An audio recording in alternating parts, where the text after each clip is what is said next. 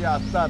एक मिनिट, नागा साधूमध्ये आणि अघोरीमध्ये काय फरक असतो? नागा साधू जे असतात हां तर ते शंकराची पूजा करतात, हां महादेवाची पूजा करतात हां आणि त्यांच्या अंगाला भस्म असते लागलेली.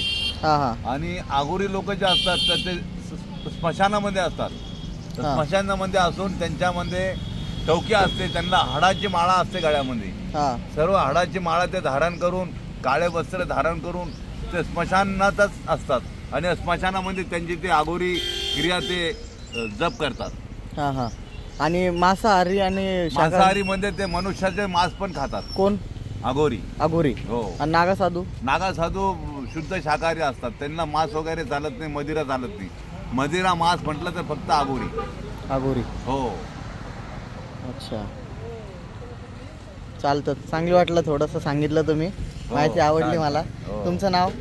माझं नाव विज्जू बाबा. तुमचा परिचय दिला नाही तुम्ही. विजयानंद. विजयानंद. राहायला कुठं तुम्ही?